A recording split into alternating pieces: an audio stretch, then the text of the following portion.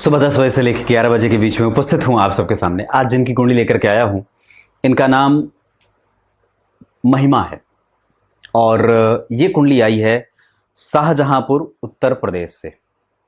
आपको मैं सबसे पहले बताऊंगा कि ये कुंडली 2 हिस्सों में जाती है। आज ये सुबह में जाए और फिर आपको आज ही के शाम के कार्यक्रम में आपको इसी कुंडली का दूसरा हिस्सा मिलेगा, जिसमें लग्न के साथ नवांश, दशमांश और होरा कुंडली के साथ साथ अष्टक वर्ग आदि पे भी चर्चा करता हूं। फिलहाल मैं अभी सिर्फ प्रधान कुंडली, लग्न कुंडली पे चर्चा लेकर के उपस्थित हूं।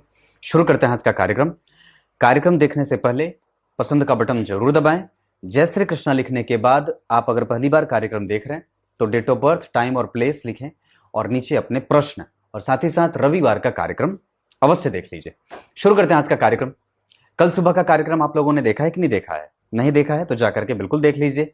मेरे विभिन्न प्लेलिस्ट बने हुए हैं, राहु केतु से संबंधित, उपचार से संबंधित, उपायों से संबंधित, संस्कारों से संबंधित, उसके बाद विभिन्न लग्नों की कुंडलियों का कैसे विश्लेषण होता है वो बताया है। इसके अतिरिक्त मैंने बहुत सारे कार्यक्रम, रविवार को एक अलग सीरीज बनाई थी, वो जाकर के देख सकते हैं। आपके लग्न और राशि के आधार पे कौन सा रत्न उपरत्न बनता है वो उस पर एक अलग सा कार्यक्रम बनाया हुआ है। आप मेरे प्लेलिस्ट को जाकर के चेक करेंगे तो आपको बहुत सारी चीजें समझने में आ जाएंगी। शुरू करते हैं आज का कार्यक्रम। सबसे पहले बताऊंगा इनकी कुंडली में पंचांग भी बताऊंगा। इनका जन्म प्लवंग संवत्सर में हुआ है और इनकी कुंडली में पंचांग की जो स्थिति बनी है उसके आधार पे अगर बात करें तो इनका जन्म हुआ, चूंकि सूर्य जो बैठे हैं वो सिंह राशि के बैठे हैं। ये भाद्रपद माह में सूर्य सिंह राशि में गोचर करते हैं। आगे बढ़ने पे बात करती है बात कि दक्षिणायन में जन्मे होने से शरद ऋतु शुक्ल पक्ष के अष्टमी तिथि का प्रभाव कैसा है। भाद्रपद माह में जन्मे होने से व्यक्ति देखने में बड़ा सुंदर होता है। शुक्ल पक्ष में जन्मे होने से व्यक्ति मृदुभाषी होता है और धनवान भी होता है। पैतृक संपत्ति बड़ी अच्छी मिलती है। इतना ही नहीं, अष्टमी तिथि के जन्मे होने से व्यक्ति की कुंडली के सूर्य तो चाहे जैसे भी हो पर चंद्रमा यहां पापक ग्रह होने की श्रेणी में आ जाते हैं, पर पूर्णतया पापक नहीं होते। शुक्ल पक्ष के अष्टमी तिथि के चंद्रमा यहां से शुभ ग्रह होने शुरू होते हैं। मतलब अष्टमी, नवमी, दशमी ऐसे करके शुक्ल पक्ष से ये शुभ ग्रह होते हैं और जब चंद्रमा शुभ ग्रह होता है तो बहुत ही ज्यादा नेचर वाइज भी व्यक्ति को अच्छा बनाता है और वो दयालु होता है। इतना ही नहीं, वो श्रेष्ठ मानसिकता का भी होता है। उसके दिमाग में कोई भी गलत विचार नहीं आते। मंगलवार को जन्मे होने से व्यक्ति में कमजोरी आती है कि वो जल्दी से ही किसी भी उत्तर की प्रतीक्षा करता है। वो आसानी से किसी भी प्रश्न का उत्तर चाहता है और जल्दबाजी में किसी भी निर्णय को लेकर के अपने आप को गलत निर्णय में अटकाने वाला भी होता है। शुक्ल पक्ष शरद ऋतु में जन्मे हैं, इस वजह से व्यक्ति आलसी भी हो सकता है। इतना ही नहीं, इनका जन्म अनुराधा नक्षत्र में हुआ है। अब मैं आपको इनकी कुंडली में अनुराधा नक्षत्र पे चर्चा थोड़ी सी कर दूं। ये शनि का नक्षत्र है और चंद्रमा इनकी कुंडली में 11 डिग्री 33 कला अनुराधा नक्षत्र में बैठे हैं और जिस नक्षत्र में बैठे हैं उस नक्षत्र का अधिपति शनि उच्च के होकर के विशाखा नक्षत्र में बैठे हैं, जिसके अधिपति स्वयं गुरु पुष्य के नक्षत्र में होकर के शनि और गुरु का नक्षत्र परिवर्तन करके व्यक्ति को व्यापारिक लाभ देने के साथ साथ पैतृक संपत्ति का सुख देंगे। ये द्वितीय भाव के शनि और लग्न में बुध का प्रभाव आज बहुत ज्यादा आवश्यक होगा, क्योंकि लग्नेश होकर के लग्न में बैठे हैं। तो कार्यक्रम अंतिम तक देख के जाइएगा, बीच से कार्यक्रम को छोड़ने का कोई अर्थ नहीं होगा। अनुराधा नक्षत्र में जन्मे लोग बड़े ही सिद्धहस्त होते हैं। किसी भी काम को करने में उनको बड़ा आनंद आता है और वो किसी भी काम को आरंभ से करना चाहते हैं। मतलब किसी भी चीज को वो रहस्यमय तरीके से समझते हैं और बहुत ही उदारता पूर्वक किसी भी बात को समझने में उनको बड़ा मन लगता है। वो अपनी गलती स्वीकार करने वाले होते हैं, लेकिन एक बड़ी अद्भुत बात यह होती है कि सत्य बोलने वाले भी होते हैं और दुश्मनों से घिरे हुए रहते हैं कई बार। पर दुश्मनों से घिरने के बावजूद भी इनका कोई भी दुश्मन बाल बांका नहीं कर सकता। दुश्मनों के कहने का अर्थ मेरा जीवन में विपरीत परिस्थितियों के बनने से भी हो सकता है।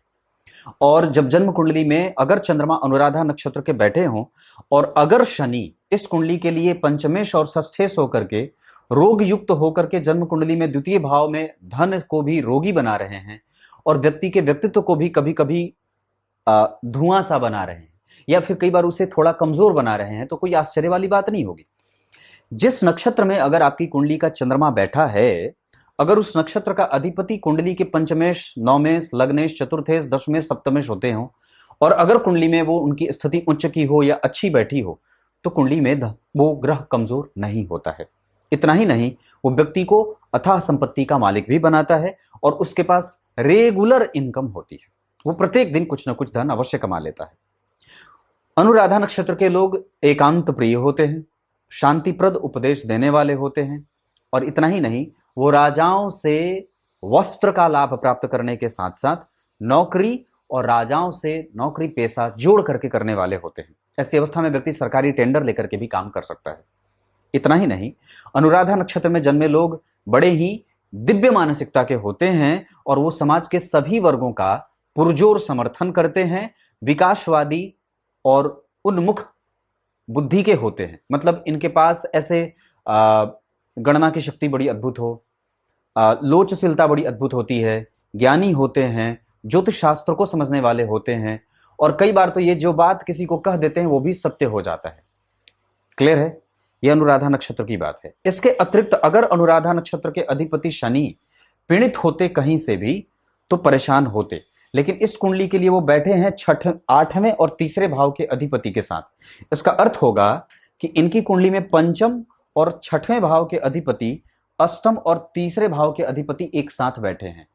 जो अब बात क्या बनती है, द्वितीय भाव में उच्च के शनि विशाखा नक्षत्र 24 डिग्री के मंगल के संग जो 8म भाव के अधिपति हैं। अगर किसी ज्योतिषी की कुंडली में मंगल द्वितीय भाव में बैठा हो या जिस व्यक्ति की कुंडली में मंगल द्वितीय भाव में बैठा हो और वो अगर ज्योतिष का काम करता हो तो कई बार उसके फलादेश गलत सिद्ध होते हैं।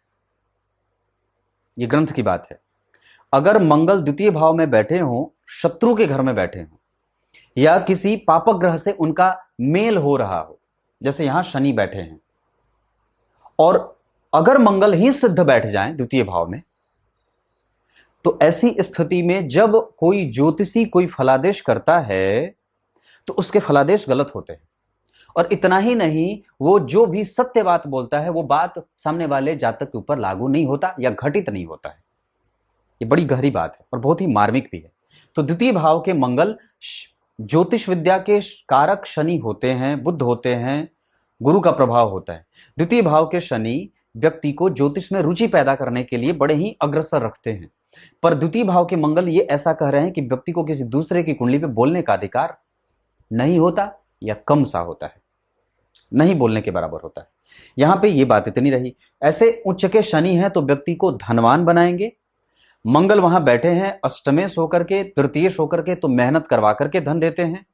16वें वर्ष में व्यक्ति का भाइयों से झगड़ा होगा क्योंकि तृतीयेश के साथ शनि बैठे हैं, अष्टमेश के साथ शनि बैठे हैं और छोटा भाई का भाव जन्म कुंडली का 3रा भाव होता है और शनि मंगल के संग बैठे हैं। तृतीयेश और अष्टमेश यहाँ पे जो स्थिति बनी है वहां पे स्थिति बन रही है। वैसे 8वें भाव के अधिपति के साथ जन्म कुंडली के 6वें भाव के अधिपति और 3रे भाव के अधिपति भी बैठे हैं।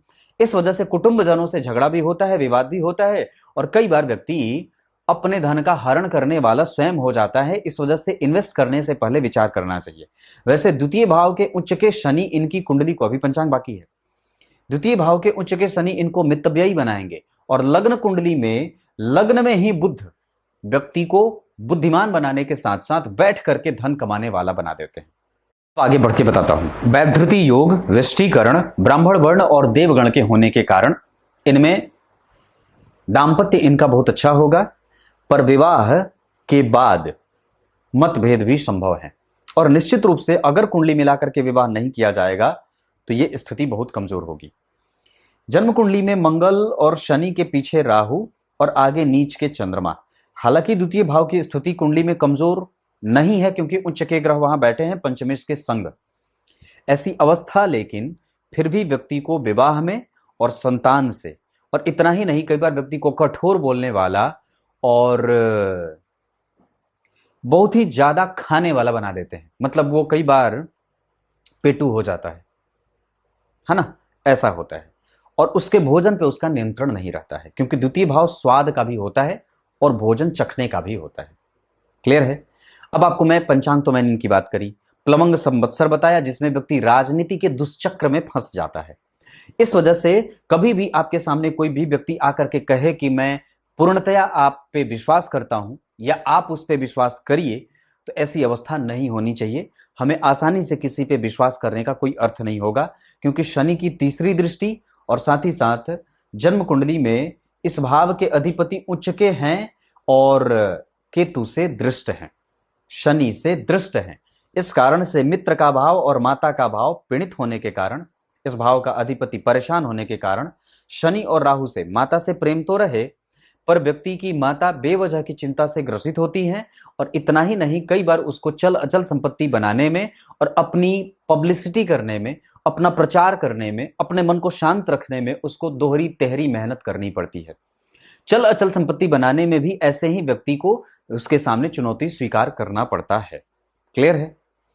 इनकी कुंडली में लग्न 26 डिग्री का बना है चित्रा नक्षत्र का, और मंगल जन्म कुंडली में द्वितीय भाव में अष्टमेश और तृतीयेश होकर के बैठे हैं, जो व्यक्ति के सामने धन से, रिसर्च से, उसके व्यवहार से कठोरता कायम करने वाले बनेंगे। इतना ही नहीं, लग्न में राहु और बुध का लग्न में ही बैठना और उत्तरा फाल्गुनी नक्षत्र के बुध बैठे हैं, जिसका प्रभाव व्यक्ति को मितव्ययी नहीं बना करके खर्चीला बनाएगा और व्यक्ति के जीवन में कई लोगों का आगमन भी होगा। क्योंकि गुरु की दृष्टि पंचम भाव पे नीच की पड़ रही है, मंगल की उच्च की दृष्टि है। इस वजह से व्यक्ति का एजुकेशन तो किसी न किसी तरीके से प्राप्त हो जाए, पर उसको मेहनत करने के बाद, पढ़ाई करने के बाद नौकरी करने में और व्यापार करने में दिक्कत भी होती है। ऐसी अवस्था में व्यक्ति को सदैव ही हनुमान चालीसा का पाठ, सुंदरकांड का पाठ, मंदिर का दर्शन, मंदिर का धोना, रविवार को नमक का सेवन बंद करना चाहिए। जन्म कुंडली में राहु 25 डिग्री के और बुध 5 डिग्री के बैठे हैं, दशम और लग्न के अधिपति होकर के, और जन्म कुंडली में लग्न में ही बैठे हैं। ये अवस्था व्यक्ति को दिमागी और चिंतन करने वाला बनाएगी। इतना ही नहीं, कई बार वो ऐसी अवस्था में भी हो जाता है कि अपने निर्णयों को लेकर के वो प्रायः कंफ्यूज सा रहता है, या उसको समझ में नहीं आता है कि उसको क्या, कहां से, कौन सा काम कैसे शुरू करना है। मतलब निर्णय लेने की क्षमता कमजोर और बाधित हो सकती है। अब बात करते हैं इनकी कुंडली में लग्न में, मैं बुध पे बात कर रहा था। बुध 5 डिग्री के बैठे हैं सूर्य के नक्षत्र में, और सूर्य बैठे हैं शुक्र के संग, शुक्र के नक्षत्र में। अब ये जो स्थिति बनी है वो व्यक्ति को कई बार खर्चीला बनाएगी, लेकिन ये जो स्थिति बनी है वो व्यक्ति को तार्किक और तर्क बुद्धि से युक्त होकर के धन खर्च करने वाला बनाएगी। चंद्रमा जन्म कुंडली में तीसरे भाव में बैठे हैं और होते हैं लाभ के अधिपति। लाभेश लाभ के कारक गुरु से दृष्ट हैं, और लाभ भाव में उच्च के गुरु बहुत ही ऊंची अवस्था में, और जन्म कुंडली में मंगल से गुरु केंद्र में, और चंद्रमा से सूर्य केंद्र में, चंद्रमा से शुक्र केंद्र में। ये स्थिति सुंदर दाम्पत्य का बनाने वाली होगी, और पत्नी के पीछे व्यक्ति का धन खर्च भी होता है। इतना ही नहीं, मंगल एक ऐसे ग्रह हैं जो अग्नि तत्व के ग्रह हैं और अष्टम भाव के अधिपति होकर के अष्टम को देख रहे हैं। इस वजह से व्यक्ति का स्वभाव गर्म होता है, क्योंकि अष्टम भाव स्वभाव का और द्वितीय भाव विचारों का होता है, तो विचारों में गर्माहट और तीखापन आ सकता है। ऐसी अवस्था में व्यक्ति को शनि, मंगल, राहु, केतु, सूर्य और शुक्र की दशा में अपनी वाणी पे कंट्रोल और संयमित होकर के आचरण करने की आवश्यकता होगी। इतना ही नहीं, उच्च के गुरु अगर मंगल से केंद्र में हैं और शनि से दृष्ट हैं, ये अवस्था व्यक्ति को नौकरी करने वाला भी बहुत अच्छा बना सकती है। इस अवस्था में व्यक्ति टेक्निकली बहुत स्ट्रांग होता है, उसका तकनीकी पक्ष बहुत ही जोरदार और मजबूत होता है, और इतना ही नहीं, वो न्यायप्रियता के साथ अगर कोशिश करे तो व्यक्ति लॉ वगैरह के क्षेत्र में भी अपनी महारत हासिल करवा सकता है या कर सकता है। जन्म कुंडली के द्वितीय भाव में शनि और मंगल का बैठना व्यक्ति को धन के लिए बेचैन और कई बार रखा हुआ पैसा भी व्यक्ति को खाना पड़ता है, और धन के लिए बेवजह भटकना भी पड़ता है। जन्म कुंडली के द्वितीय भाव में अष्टमेश और तृतीयेश के बैठ जाने के कारण मेहनत करके धन कमाने की प्रवृत्ति होती है, और व्यक्ति को जन्म कुंडली के दशमेश लग्न में राहु के साथ बैठे हैं। इस वजह से उसका दिमाग बहुत ही ज़्यादा विवादास्पद नहीं होता, पर वो सदैव विवादों से घिरा रहता है, और उसके दिमाग में एक साथ बहुत सारे विचार बनते भी होते हैं। वो मृदु स्वभाव का होना चाहता है, पर फिर भी नहीं हो पाता। हालांकि इस कुंडली में केंद्र के 2 घर खाली हैं, 2 नहीं क्रमशः 3 घर। लग्न तो राहु से युक्त है, बुध से, पर चतुर्थ, सप्तम और दशम भाव खाली होने से और इन भावों पे किसी भी तरीके से बहुत अच्छे अच्छे ग्रहों का प्रभाव नहीं पड़ने से, क्योंकि मंगल की दृष्टि यहाँ है, तो स्वभाव को गर्म किया। और अष्टम भाव, 8वीं दृष्टि जन्म कुंडली के भाग्य भाव पे, और यहाँ पे चंद्रमा का प्रभाव है। इस वजह से व्यक्ति दिखा दिखा करके धर्म करने वाला, और जब कभी भी वो कोई काम करे तो उसको ढिंढोरा पीटने वाला भी होता है। ये व्यक्ति मृदु स्वभाव का हो सकता है और गंभीर भी हो सकता है। पहाड़ का काम कर सकता है, जमीन की खरीद बिक्री का काम कर सकता है, टेंडर लेने का काम कर सकता है, सरकार से जुड़ करके काम कर सकता है, बिल्डिंग मटेरियल का काम कर सकता है, सॉफ्टवेयर से संबंधित काम कर सकता है, मशीनरी से जुड़ करके कर सकता है, पेट्रोलियम से कर सकता है, खनिज से कर सकता है, खाद्यान्न से कर सकता है। इतने सारे काम इनकी कुंडली में शनि और मंगल के कारण बन रहे हैं। और अभी इनकी कुंडली में मैं जो देख रहा हूं उसके आधार पर सबसे अच्छी दशा बुध की चल रही है, और वो बुध नवांश कुंडली में सप्तम भाव में ही बैठे हैं। हालांकि वहां पे कमजोर स्थिति में बैठे हैं, पर फिर भी मैं इस कुंडली का नवांश अच्छा कहूंगा। नवांश कुंडली में केंद्र में चारों घर बैठे हैं, चारों घर में केंद्र में सारे ग्रह बैठे हैं। इस कुंडली की बुद्धिमत्ता, इस कुंडली की लेखन शैली, इस कुंडली की तार्किकता, इस कुंडली की समझदारी और इस कुंडली का ज्ञान पक्ष निश्चित रूप से निष्णात बनाएगा जातक को, और तार्किक बनाने के साथ साथ समझदार, बुद्धिमान, ज्ञानी और निपुण भी बनाता है। क्लियर है। उच्च के गुरु एकादशवें भाव में बैठ करके 5वीं दृष्टि से तृतीय भाव को, चंद्रमा को देख करके व्यक्ति को लाभान्वित करेंगे। लेकिन यहाँ पे मंगल की दृष्टि, मंगल की राशि भी बनी है, और यहाँ पे व्यक्ति को कई बार कानून के पचड़े में फंसते हुए भी वो लेके जाएंगे। इतना ही नहीं, तृतीय भाव में नीच के चंद्रमा, जिनका नीच भंग नहीं हुआ है, इस कारण से व्यक्ति को मेहनत करने पे विवश होना पड़ता है, या कई बार उसको जबरदस्ती अधिक श्रम करते हुए भी देखा जाता है। तृतीय भाव के चंद्रमा कभी भी कमजोर नहीं होते हैं। इस वजह से वहां वो नीच के होने के बाद भी कम से कम भाई बहनों का सुख और उनके साथ अच्छे खासे संबंधों में जाते हुए जातक को देख रहा हूं। जन्म कुंडली के चतुर्थ भाव के अधिपति का लाभ में बैठना उच्च का होकर के पुष्य नक्षत्र में, और मंगल से प्रभावित क्योंकि केंद्र में है, शनि से दृष्ट, तो चतुर्थ भाव के प्रभाव के कारण ऐसी अवस्था व्यक्ति को चल अचल संपत्ति बनाने में दिक्कत जरूर करेगी, क्योंकि चतुर्थ स्थान पे शनि की दृष्टि, प्रवृत्ति रहेगी कि वो खूब धन कमाए, इकट्ठा करे, पर उसके कारोबार में थोड़े बहुत कागजी कार्रवाई से लेकर के थोड़ी बहुत मशक्कत रहेगी, और ये सदैव रहेगा। पंचम भाव की स्थिति और छठवें भाव की स्थिति व्यक्ति को ऋण लेने पे बेबस करेगी, कारोबार के लिए, व्यापार के लिए, या नौकरी में रहने के बाद भी व्यक्ति को ऋण लेना पड़ता है। 7वें भाव की स्थिति बहुत अच्छी बनी है, यहाँ पे केतु बैठे हैं। इस वजह से व्यक्ति की पत्नी या व्यक्ति का जो सामने वाला दाम्पत्य या पार्टनर होता है वो कई बार कंफ्यूज, अनुभवी और भ्रामक होता है। ऐसी अवस्था कई बार उन्हें पेट का रोगी, और यहाँ पे मीन राशि में बैठे हैं तो कई बार उस जातक में अलग तरीके की दार्शनिकता भी देखने को मिल जाती है। इनकी कुंडली में मैंने चतुर्थ, पंचम और छठवें भाव तक चर्चा कर ली, षष्ठम भाव तक। बात करते हैं 7वें भाव की।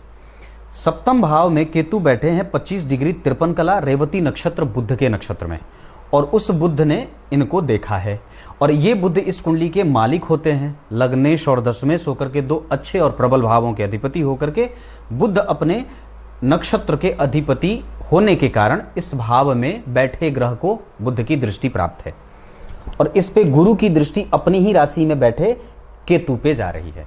इसका अर्थ होगा कि पहले ये केतु इनकी कुंडली के पत्नी वाले भाव को बिगाड़ना चाह रहे थे, लेकिन जैसे ही इनकी कुंडली के सप्तम भाव पे गुरु और बुध जैसे दो शुभ ग्रहों की दृष्टि पड़ जाती है, और दोनों ही ग्रह निश्चित रूप से बहुत अच्छे बैठे हैं, एक हंस योग 11वें भाव में और एक भद्र योग जन्म कुंडली के लग्न में ही बना रहे हैं, तो ये स्थिति व्यक्ति के दाम्पत्य को, अब जहां पत्नी का स्वास्थ्य बिगड़ने वाला था, जहां पत्नी के साथ मतभेद जाहिर होने वाले थे, जहां पत्नी के साथ सामंजस्य बनाने में दिक्कत हो रही थी, इन सभी चीज़ों में गुरु और बुध की दृष्टि, क्योंकि मैंने राहु और केतु वाले कार्यक्रम में ये बात कही थी कि अगर केतु और राहु पे कम से कम 2 ग्रह शुभ ग्रह की दृष्टि पड़ जाए, या किसी भी भाव पे कम से कम 2 शुभ ग्रह की दृष्टि पड़ जाए, तो उस भाव में बैठा ग्रह भी उस भाव का कुछ बिगाड़ नहीं पाता है, अगर उस पे 2 अच्छे ग्रहों की दृष्टि पड़ जाती है तो।